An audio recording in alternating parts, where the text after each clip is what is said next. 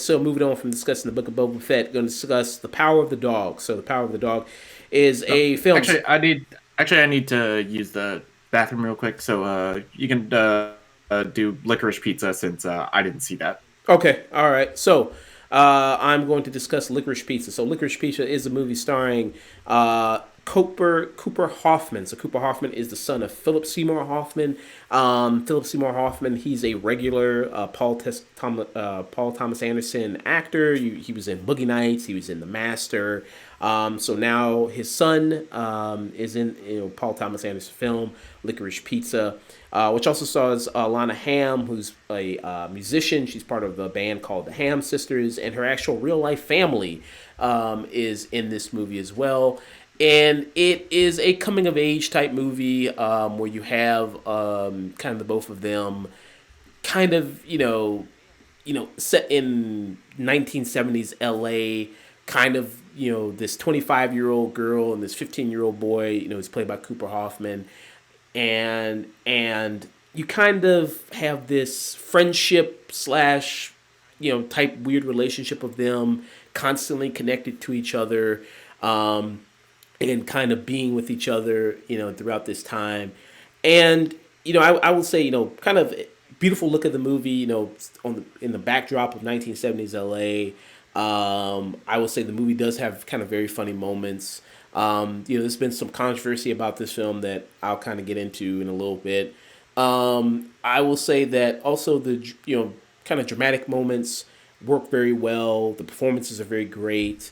And I think with the Alana Ham character, what's great about this movie is that her being 25 is that she's very at a point in her life where a lot of 25-year-olds are right now, where she's kind of stuck. You know what I mean? She kind of doesn't know what she wants to do. She's living at home with her family. She wants to escape. She wants to get out, but she doesn't really know how. And she's kind of working this crappy job. And her kind of being with kind of this Cooper Hoffman character, it's like it's almost this escape. Being with this teenager who teenagers can all of a sudden just at 1 minute drop one thing and then go to the next thing, and their future just seems absolutely limitless in a way. And I think that's kind of the allure and the draw of what kind of brings her to someone like the Cooper Hoffman character in Gary, is that he kind of absolutely kind of sees her and kind of idolizes her. Well, I wouldn't say idolizes her, but just is absolutely infatuated with her. And I think the reason she's so infatuated with him is that of kind of this yearning to be somebody that doesn't want to be in the real world. I mean, she doesn't really want to be a part of the real world because she kind of runs away from a lot of chance she gets. At one moment you see her where she's trying to do all these different businesses with him, then kind of runs away from that. Then she all of a sudden she's like, okay, I'll volunteer for this political campaign, and then that doesn't turn out the way she wants it to. So she can't really, she struggles to kind of really be a part of the world, and I think yearns to just kind of run away from it at all. And I think her being with the kind of Gary Valentine Cooper Hoffman character is a way of doing that. So one of the kind of controversies of this is that you have there's some Asian jokes in here. There's criticism of how he kind of does some Asian jokes in here. So the situation is you have a kind of a comedic actor. He's a veteran comedic actor. He's been in tons of stuff. I'll try to pull up his name in a second. And there's a scene where he's got an Asian wife. There's actually two scenes he's in. He's got an Asian wife, and he speaks to her in an English. He speaks to her in English, but it's with a heavy Japanese accent. And thinking that she can understand what he's saying because she's just, I mean, speaking English, but it's just in a heavy Japanese accent. And the woman, I mean, she speaks just Japanese. I don't know. We don't know as an audience if she can just understand English, or you know what I mean, or what, because you don't actually hear what she says. You don't actually get to see subtitles of what she says. And then there was an article I read where Paul Thomas Anderson discussed it, and how he discussed how it's like he wanted to show a little bit of the racism at the time because it was the 1970s, and obviously, that was very much prevalent then, especially 1970s LA. And he also talked about having a Japanese mother-in-law, I believe, and how people will speak to her in that type of accent, English, and then but speaking this kind of Japanese accent. The only issue I kind of have with it is just unnecessary. It's just kind of unnecessary to kind of have in the film. I don't think it really adds anything to the film. And it just kind of feels kind of weirdly out of place. You know what I mean? I get kind of with this going for just kind of showing that he's the butt of the joke, being the racist a little bit. But I just don't think it just all the way works in it. And the actor who plays it, who's kind of doing it, is John Michael Higgins, and he's been in a bunch of stuff. You know what I mean? He's been in like tons of different scenes. If you've seen his face, then you didn't, who he is because he's been in tons of stuff. And also, so the age gap is also a big thing. So, like I said, Alana Hamm, who in real life, when I first saw the trailer for this, I actually thought she was like it's about two teenagers, a coming age story about two teenagers because she still looks young enough to be a teenager. But in real life, she's 30. In this movie, she's playing somebody who's 25. You have Cooper Hoffman, who's playing 15, but in real life, he's 18. And so the age gap is a big thing about this movie as well, about, kind of them being together.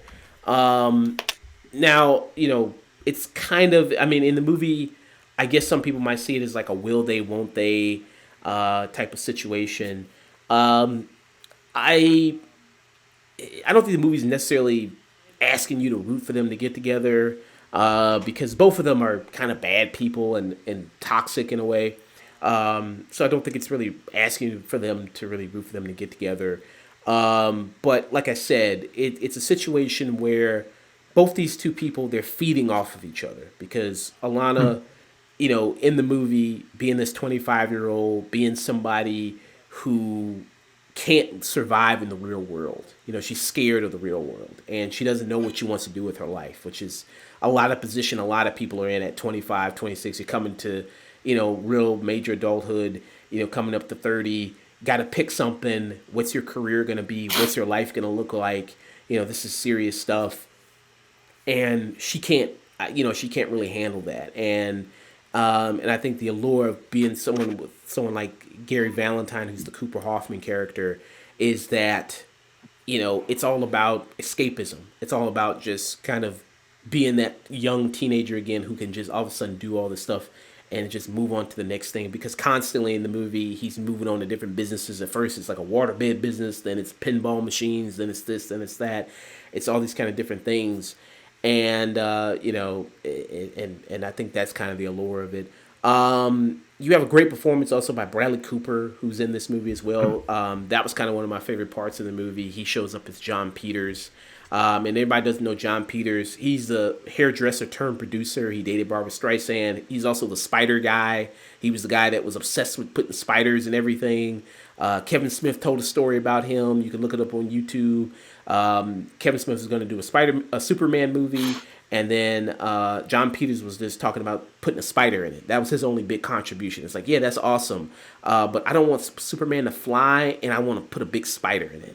That was also his big thing with Wild Wild West, putting a big spider in it. So he was like the big spider guy, obsessed with spiders. John. Yeah, if you listen to interviews with Neil Gaiman, John Peters is the reason that Gaiman himself tanked any Sandman adaptation until like very recently. Yeah, so he just was obsessed with spiders. He's obsessed with spiders for some reason.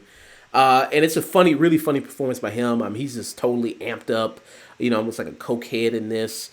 Some people have compared it to like Alfred Molina's performance in like Boogie Nights. I think that's an apt comparison. I thought that was kind of really great. If Bradley Cooper earns a Best Supporting nomination just from his little short performance there, I could see it because he's absolutely really great in this. I mean, I enjoyed this movie, probably not as much as a lot of people, but I still thought it was a very good film. And I see the age gap being a problem for some people, and I kind of see that. Definitely, kind of see that. But I think that a lot of what the movie was trying to do with that is just kind of show the dangerous nature of this. I mean, you could have done it where you could have maybe aged him up just a little bit, could have made it like Hmm. 17, 18, and maybe make her like 20, 23, 24, maybe like make it a little bit like that kind of age gap. And it's not really seen as too much of a bad thing that she's really hanging out with 15-year-olds, because like she's asking like one of her sisters in it, is that like, do you think it's weird that I'm hanging out with Gary and his 15-year-old friends? And she's kind of just like, no, it is what it is, it is whatever it is. It's like, no, that's kind of, you should be doing your own thing. You should kind of be hanging out with other 20 somethings if you're 25, you know what I mean? Like, unless you're, what I mean, you should kind of be, deciding what you kind of want to do in life and finding that path for yourself and stop running away, and everything like that. But I still thought it was a strong movie there, and I would give it a tune in, for sure. All No, right. I can't wait to finally watch it. It hasn't been available to me, and it won't be for a while. Until Okay. like, I guess until it comes to cinema, to streaming. Excuse me. Sorry, Scorsese. Yeah, yeah. Till it comes to streaming and everything like that. All right. So we're gonna be moving on from discussing Licorice Pizza to discuss The Power of the Dog. So The Power of the Dog is a movie starring Benedict Cumberbatch, Jesse Plemons, Kristen Dunst, and it is on Netflix. You all can check it out now. And this is getting a lot of awards attention. A lot of critics are loving this. It's on a lot of best of lists, and I was very eager to check it out myself. And hey, it's on Netflix, just right there. You can stream it. So, very, very, very eager to check this out. So, Jesse Plemons, Benedict Cumberbatch, they kind of in this film they play two ranchers, wealthy ranchers, and Benedict Cumberbatch is just playing a real son of a bitch, basically. Is the best way to Yeah, describe him. it's weird that both his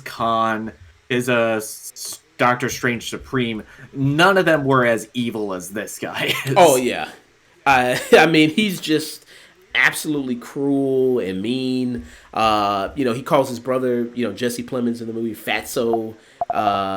You know what I mean? Like he doesn't even. I don't think I ever heard him ever call him by his real name. He just kept calling him Fatso through the majority of it. And he's very much macho guy. This rancher who likes to be dirty, likes to stink. You know what I mean? Likes to wrestle around with animals. He just there's one scene you see where he just castrates an animal just barehanded. You know what I mean? They ask him why don't you just wear gloves, man? He's like, no, fuck gloves. I don't wear no gloves. You kidding me? I could just do it like I this. know, bitch. Yeah, you know what I mean. And there's a He'd situation. he'd 100% be an anti-masker if we brought him to today. Oh yeah, 100%. Wait, And getting your vaccine like a little bitch. and there's a scene where they go sit down at a diner, like this little small kind of restaurant there where Kristen Dunst is operating it, cooking for it. Her son, who is Cody Smith McPhee. People might remember he was Nightcrawler in the X-Men movies before, after Alan Cummings was, like way after. In the recent X-Men movies, he was Nightcrawler. Here, he's a waiter and he's serving them, and they're making fun of the way he talks because he's got a little bit of a lisp. He's a kind of a shy kid, scrawny kid, and they kind of bully him for that. And kind of during that experience, it makes Kristen Dunst, kind of very emotional, cry. I mean, dealing with kind of these rough people, giving her son this huge complex about his lisp and everything, and that kind of, through that, Jesse Plemons forms a bond with Kristen Dunst, who are married in real life, and they also were married in Fargo, in the kind of one of the seasons of that show, Fargo, and they're married here again Oh, in that's another. sweet. Yeah. So yeah, it's like I guess they're just gonna go to multiple projects and be constantly just marry each other in different movies and shows and stuff. It's gonna be real awkward when Sony reboots Spider-Man. Yeah, maybe they'll just make Jesse Plemons the new Spider-Man. It's like maybe he gets married to Jesse Plemons the Spider-Man. Oh, he just becomes Peter B. Parker. Yeah, you know what I mean. He'll just do that. Yeah, and they kind of form. They get together, they form a relationship, eventually getting married, and it causes a kind of a rift between the two brothers. Who Benedict Cumberbatch, he plays Phil, and he says like, well, she's only after you for your money, and it's kind of exciting to see kind of where things go with this movie. I think it's a good character piece with a lot of these different people.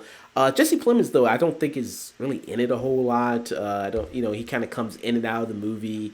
There's times where I even forgot he was kind of in the movie a little bit myself.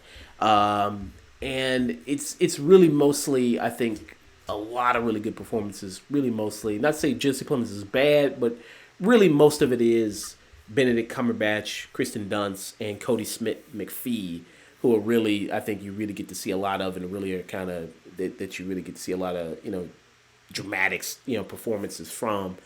Yeah, I'd agree with that 100%. I feel like Plemons, he's doing a great job, but his character, he's also not really not much of is asked of his character throughout this film. The big weight is put on Benedict Cumberbatch, Kristen Dunst, and Cody Smith McPhee. They're the characters that go through the biggest change throughout this film. Yeah, yeah, and Jesse Plemons, seeing him in a lot of different stuff now. I feel like he does have a type of way he plays a character where it's kind of very, soft spoken, a little befuddled, a little bit, and because I feel like he kind of has that similar way he kind of plays his characters. It kind of was offsetting in Breaking Bad because he played like a complete psycho in that. So it kind of was like this kind of caught you off guard. Yeah, it worked for his character in Breaking Bad, and to an extent, it worked for his character in Game Night. Yeah, yeah, that's true. It worked, yeah, for his character in game. I thought, yeah, that worked there as well. It was used to great effect there. But yeah, like you said, I mean, I think a lot of it is kind of delved into like really the three of them, and they have most of something to do. And Kristen Dunst, I mean, she's just being absolutely tormented throughout this whole thing by Benedict Cumberbatch. I mean, just constantly mocking her, belittling her. You know what I mean? She just, so much to the point where she just actually just becomes an alcoholic. Just consumes. You know what I mean? Yeah, it's a point of her character that yes, I don't drink, and after just like one too many days of getting fucked with by like Benedict Cumberbatch, she's like, shit, give me that bottle. Yeah, I mean it's so bad. I mean she's just drinking, out of the alley. She's drinking like alcohol somebody threw out. Just scraping the bottom. It's like Jesus. Uh, and I think yeah, I mean it's really good from her. And seeing where things just develop kind of over time is really interesting to see where this story goes because I kind of really wasn't expecting a lot of stuff there of like where this story was going to go, which was very interesting. Kind of what did you think about that? I think what this film, this is very much not a plot-driven story. This is entirely character-driven, and I think what Jane Campion is going for is kind of to examine the nature of masculinity with all the characters, especially with Benedict Cumberbatch as this like rough and tumble cowboy. He's like, yeah, get dirty, get shit done with my hands, and Cody Smith McPhee, who is very much the more bookish type. Yeah, yeah, very nerdy, very kind of bookish type. You know what I mean? A little, I guess, fragile. I guess you could kind of say a little bit. And it's this kind of stark contrast of where you have the Benedict Cumberbatch character, who is so always trying to be the toughest guy in the room and project. You know what I mean? Being the toughest guy. Even when he's in the restaurant, he's screaming at other people, to shut up, and you know what I mean. Where they're trying to enjoy their meal, playing music. He's always trying to assert dominance over his brother. Calling him fatso. Talking crap about his wife. Kristen Dunst. With her son, you know what I mean. He's always, trying to be the tough, guy in the room, the alpha male here in every single situation. And I think, yeah, the movie kind of takes a lens to that and really shows that, which is, very, very interesting. Like you said, it's not very much of a, plot-driven film too much, but it's just seeing like where a lot of these characters develop and where a lot of these characters go and kind of their journeys over the course of the movie. And it's not so much about, I don't think, letting the plot happen to them, but them really moving things along just with their actions and them, with their kind of personalities. Kind of a little bit of in a slice of life situation, I would say. And I see why people, a lot of people have been calling for Benedict Cumberbatch to get nominated, and he's getting a lot of this awards attention. I mean, I think he's really great in this and really Yeah. fantastic. And kind of the different range of emotions he kind of goes through in this movie is really nice. And I mean, even though he was a bastard, I mean, sometimes the stuff he would do would kind of make me laugh. Like the way he would kind of go off sometimes. That was kind of good. What you think about his accent? Do you think it was pretty good?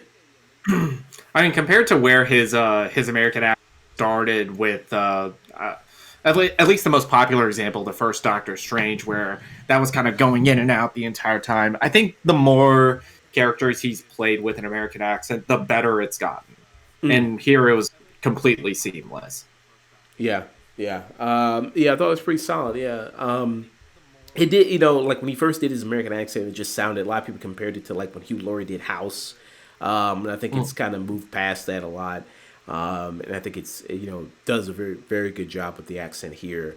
Yeah, I very much enjoyed this movie a lot. I see why it's kind of getting the attention it's getting, and I give it a strong tune in. I think it's very very good. I do as well. I was not expecting much, and I walked away from probably one of my favorite movies of the year. Wow. Yeah. I've seen a lot of people's best of list. So, yeah, I see why. All right. So, moving on, discussing The Power of the Dog. Let's discuss Pig, which is the Nicolas Cage movie. Movie is about a truffle hunter who lives alone in Oregon. The wilderness must return his past in Portland in search of his beloved pig who had been kidnapped. In this film here, Nicolas Cage has had a very interesting journey as far as his acting career. Um, his kind of path, and people are kind of always looking for the next crazy Nicolas Cage performance. Like every movie, I almost see like he's in. Everybody says like this is the craziest movie Nicolas Cage has ever been in. They said that almost with every Nicolas Cage release.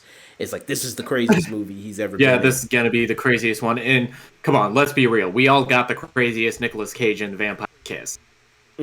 Yeah, I mean, he's he gives it his all 100%. I always say that about him. Never phones it in, even if it is a crappy movie.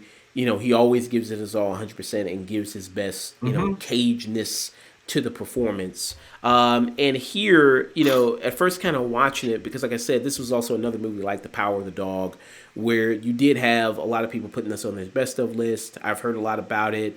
And then, watching it, that's also a very kind of short movie too. It's only an hour and 30 minutes. Yeah, And yeah. I was shocked by how short it was. yeah, and kind of when the movie kind of starts off, him living in this wilderness with this pig. I kind of thought, okay, well, is this gonna get into some crazy shit? What's gonna happen? Where is this kind of gonna go? It's just, it's just kind of people just love it because it's Nicolas Cage being weird and him doing some weird stuff.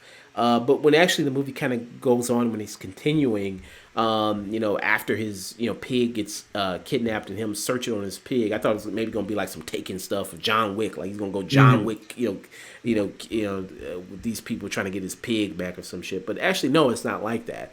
It's this, it's this, It is the furthest thing from that. yeah, it's actually this real good drama about this guy and why you get to explore his backstory of why he ended up in this wilderness.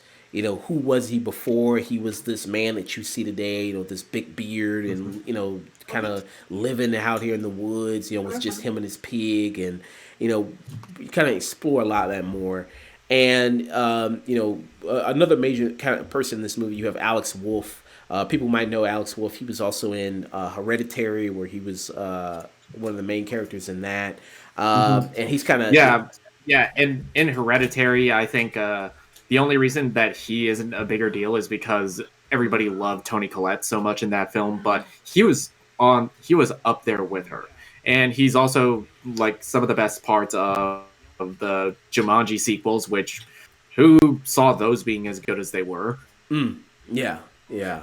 And Alex, And even recently in something like Old, a movie I vehemently dislike, he's great in.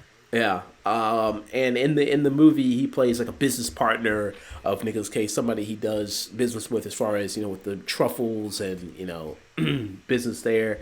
So he's kind of helping him go and look for the pig, driving him around in Portland, talking to a bunch of different people, and I thought kind of how their relationship develops over the course of the movie was very nice, because you can tell like these are two people who never really had a conversation longer than 5 minutes until this situation happened, really, and to see how kind of both of them develop in the movie is very interesting. And it's Nicolas Cage, I mean, acting. It's him not just, doing wild stuff and going around screaming. It's like him really, really delivering a good performance, really channeling, this character. And I think it was really nice to watch. And to remind you, oh, this is why Nicolas Cage, you know, became a big time, actor again. It's because like he's got a Yeah, lot of talent. You know what I mean? yeah, yeah. This is why Nicolas Cage is considered one of the best working actors. It's stuff like this where he just puts aside the crazy a little bit, but not completely, because this movie is weird as fuck. In what way would you say it's weird? Would you say? I mean, the entire like underground fight club of all the like chefs in fucking Portland, which I'm pretty sure is just a Portland thing. Yeah, maybe just Portland thing. Yeah, maybe.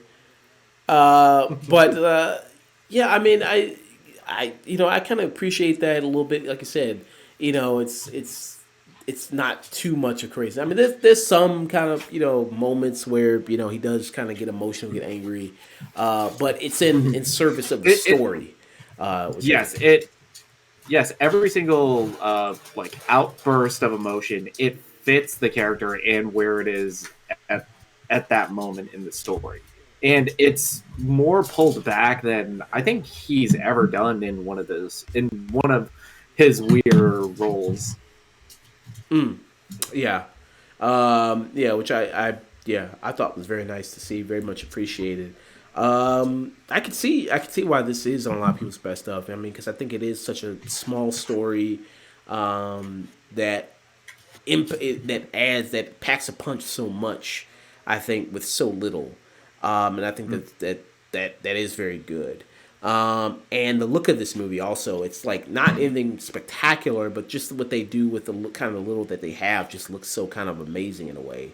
A little bit, showing a little bit of the city of Portland, and kind of showing, the nighttime scenes and the kind of the dining scenes. I think also are really, kind of good. Also, that adds a little bit to the movie too, gives a little bit more of a personal feel to it. I mean, I very much enjoyed it quite a bit, and I would give it a strong tune in myself. Yeah. Likewise, I absolutely love this film. This is very much going to end up top on my top films of the year. I One of my favorite performances from Nicolas Cage ever, and Wow. I'm really loving this like weird second coming of his career, especially off of the strength of stuff like Mandy, off of even something that I wasn't crazy about, like Willy's Wonderland or The Color Out of Space, where he gets to be weird, but he also brings so much heart and emotion to every single role that he's doing now. Yeah. Yeah.